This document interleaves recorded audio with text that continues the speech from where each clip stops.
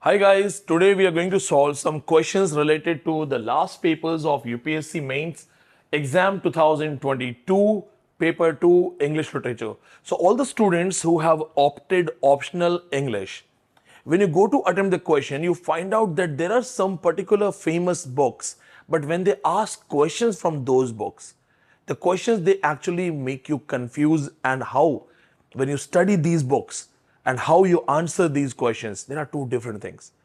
Reading a book and reading the same book as a critic, as a person who has a better understanding of literature, are two different things. You must have heard about the reader response theory. Not all readings are proper readings, and it is also said in literary theory that all reading is misreading. Now, as we are getting some queries from our own registered students, they wanted me to discuss some previous questions, so I thought let's make it public.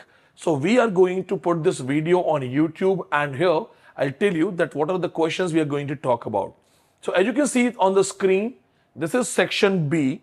Well, the question that we are going to choose is evaluate how Sons and Lovers is a suitable title for D.H. Lawrence novel. Now you can see this thing that the questions are carrying marks. Here we have 10 marks for each question. Evaluate how Sons and Lovers is a suitable title for D.H. Lawrence novel. So we know about this thing that Sons and Lover is not only one of the famous work written by D.H. Lawrence in 1913, it is also one of the most sensational novel, one of the most complex novel focusing the Oedipus complex. Now, in the same paper of 2022, they repeated the question again. And see this, section question 7, part A, Sons and Lovers examines the emotional dynamics of the moral family. Analyze this thing. And now they are giving you 15 marks. 25 marks question asked in optional from one particular book, and that is Sons and Lovers. Here we have some other questions. So now we are going to deal with the questions. Question number 7, option A, Sons and Lovers examining the emotional dynamics of the moral family. Plus, we are also going to discuss this. Evaluate how Sons and Lovers is a suitable title for D.H. Lawrence novel. So let's go for the topic. So as you have done the basic reading, you have received my lectures, you know that in Sons and Lovers we have some characters. Gertrude Coppard. Now we have taught her as Gertrude Morrel because she got married to Walter Morrel and became Morrel, like Gertrude Morrel. The question is, what is the relationship between Gertrude and Walter? It is said like she came from a refined family, a rich class and a classy background, having sophisticated life. But when she got married to Walter, she actually married someone who was economically weaker and was not financially stable. When she got married to Walter, initially there was passion, there was love, but soon she finds out that Walter Morrel somewhere is meek, submissive, and both financially and physically not compatible. And somewhere she started finding herself left alone. Somewhere she started finding herself, in need of a man in life. Now, the most important thing is that earlier when they were in love and they had a passion, they had two sons, William and Paul. Now, William was growing up. William and Gertrude were sharing a bond which is shared by a son and a mother. But then when William started growing up, William started, moving towards the manhood. He started defending her like a lover. He started taking sides for her. He started raising his voice, and he somewhere became the opponent of his father, Walter. This is what we call Oedipus complex. But then it is said that Walter, William, he went somewhere else. He could not survive because of the separation from his mother, and there he died. And then the entire attention of Gertrude Morrel shifts to Paul Morrel. This is the basic thing. This is the basic point that you all know. We have already given you the detailed lectures on this thing. See, Paul is having affair with two different girls, Miriam and Clara. We all know that Miriam is somewhere religious, spiritual, calm, sober, sophisticated, while Clara, who is already married to someone, is sexually active and kind of somewhere very much involved in a physical affair. Paul himself is struggling. He is not able to understand whether he is in love with Miriam or he wants Clara in his life, which is again its own dilemma. Now let's move for this question. What was the question? Evaluate how sons and lovers is a suitable title. Now, my dear friends, title is something which is very important for any book, any article. Title actually leads you towards the story. So they make you understand that there is something in the story. Sons and lovers. Who is son? Here we have two sons, William and Paul. But then who are the lovers? So it is written from the point of view of Gertrude Morrell. And I must say that they are the sons, they are the lovers, because the mother, Gertrude Coppard, she was always feeling the need of a man in her life. And I must tell you, my dear friends, that this is not lusty or sexually provocative. It is not about the physical need. It is the psychological need, the need of a man to feel complete. We are binary. A man is never complete without a woman. Women complete us. Now, same is for women. She can never be complete without a man. Forgive if somebody is strongly a feminist, but please see this. Need of a man is not a bodily need or a physical need only.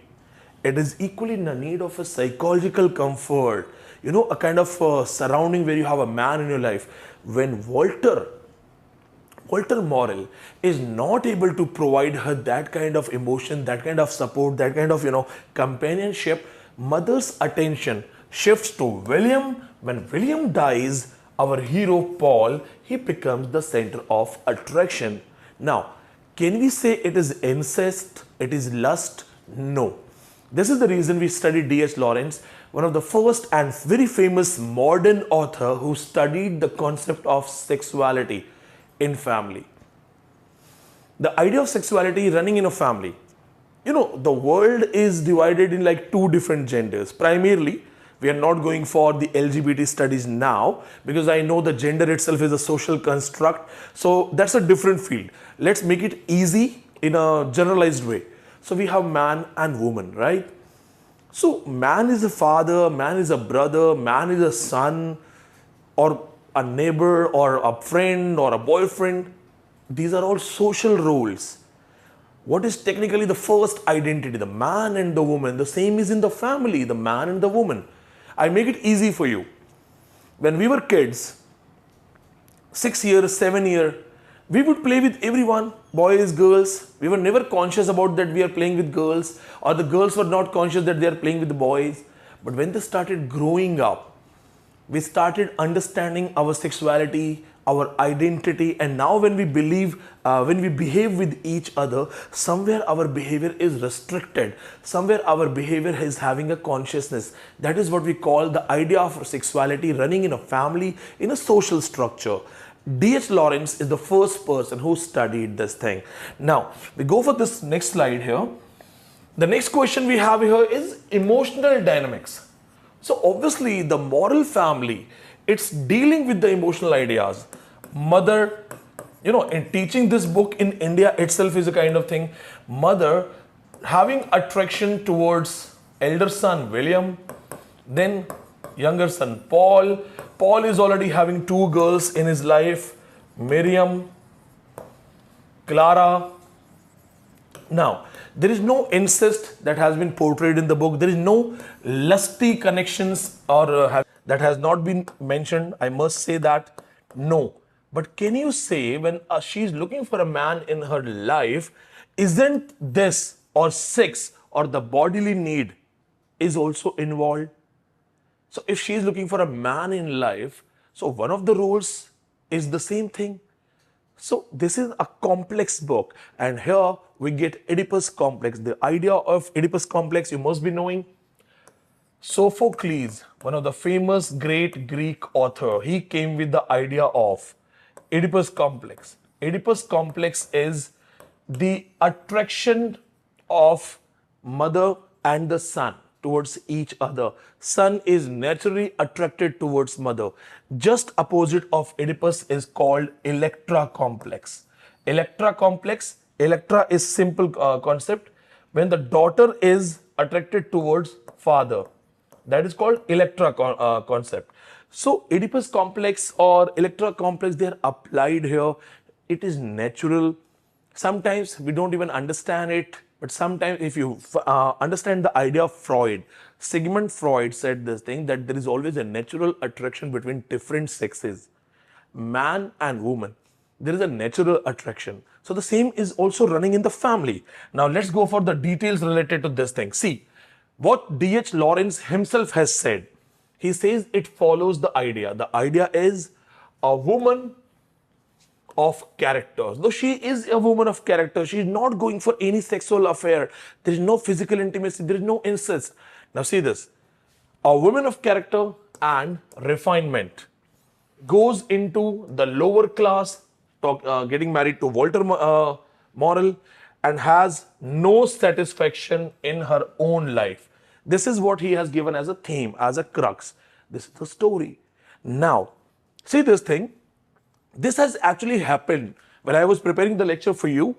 Goethe and his mother shared the same kind of Oedipus complex when Goethe had two women in his life. The first woman was Frau Steen. Second woman was Christina. That's just for a reference so that when you answer in UPSC, you can highlight this thing. There's a real life Oedipus complex case. Now, we have seen this quotation. See, the story is actually written in Nottinghamshire dialect, and Lawrence took a lot of reference. In fact, the poetry is written by Lawrence. He has also written some poems. There also he has used the dialect, and in this dialect, the way he communicates, Paul, William, Paul, Walter, and Gertrude talking to each other using this dialect, somewhere they have expressed their emotions towards each other. Then, the idea of sex and soul. Paul is sexually involved with Clara, but he also feels that his soul is not with him. His soul is divided between his mother and Miriam. Same is with Gertrude. Even if Gertrude is having physical intimacy with her husband, somewhere she is not connecting, somewhere she is not able to find that connection. And then it is the story of passion and possessiveness. A passion for each other is fine. That is like son-mother attachment, which cannot be defined in an easy way. But then Gertrude's rejection of the girls. Gertrude does not want William, Paul to be in company of women, or she wants to choose a woman for them. She wants to take the rights of choosing a woman for them. That shows possessiveness. And then here we go for this. The idea of Zelia and Elinkos. Please remember this thing. This called jealousy and this called control. The jealousy and control. If you remember Geoffrey Chaucer, Canterbury Tales. In Wife of Bath, there is a question. The Wife of Bath tale tells us a question that what is the most important thing desired by a woman?